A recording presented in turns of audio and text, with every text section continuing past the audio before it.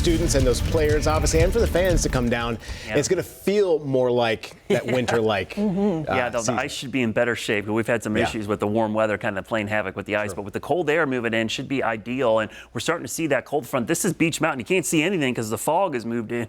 Cold front basically crossing the mountains right now, so a lot of low clouds moving in. Colder temps, very windy as well. The windy conditions will be everywhere, not just the mountains. You're going to feel these winds gusting as high as 30 to 40 miles per hour in some parts of the area, maybe 50 at the ridge tops. And cold and snowy for the mountains, but the real snow doesn't arrive until tomorrow. You see our futurecast temperatures tomorrow by the afternoon, highs only in the 30s in the mountains, 20s in the highest elevations. Here in the Piedmont, we're going to stay out of the 60s, so our average high is 61, which isn't really that warm, but we'll actually be below that tomorrow for the first time in quite a few days. We've only had one below average day this entire month. Winter weather advisories up for all of our mountain counties. This is because of the snow that's going to move in. Combination of snow, cold, and blowing snow is going to cause some slick roads, but the main snow chances arrive tomorrow night into Friday morning. You see that burst of snow there. It'll come in waves. It won't be snowing the entire time. There'll be lulls, and then there'll be more snow as we go into Friday, but by Saturday, things will start to improve pretty quickly. Look at the temperatures. Watch this cold front racing across the region. By 10 o'clock,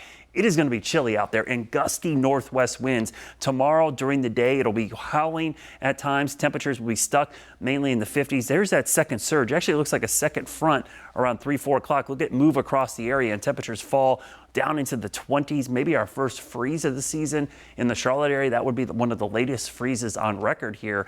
We've had them as late, the latest all time is December 10th, but the fact that we're at the end of November and we're just now seeing the first freezing temperatures tells you how warm it's been. So the next couple of nights will be by far the coldest of the season. Now the snow, you won't wake up to it at all tomorrow morning in the mountains. It'll be mainly tomorrow night that the snow moves in into Friday morning. So the overnight hours, Thursday night, Friday morning, that's when the temperatures will be colder as well as the snow falling. That combination usually does a number on the road. So just be cautious up there with some of the roadways because they will get slick at times. And obviously the cold and snow will be a big issue for anybody without proper sheltering because the winds are going to be howling not only tonight but into tomorrow. We could see wind gusts again near 50 miles per hour at times tonight. How much snow are we talking about? Well, this does not account melting, but a lot of this will be in the highest of elevations. You can see tomorrow, Beach, Sugar Mountain, Grandfather Mountain, Roan Mountain, Mount Mitchell, Mount Rogers. You get Mount LeConte and the Smokies, those really tall tops. Those are where the big totals will be. The valleys,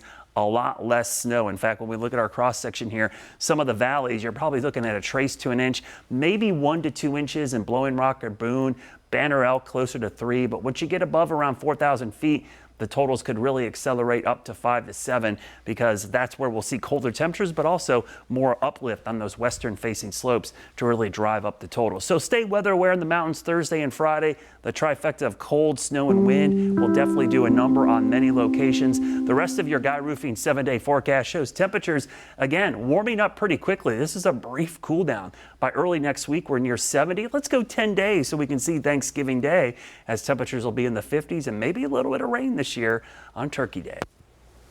All right, Brad, thank you. And now's a great time as we're heading out of the forecast there to download the free WCNC Charlotte mobile app.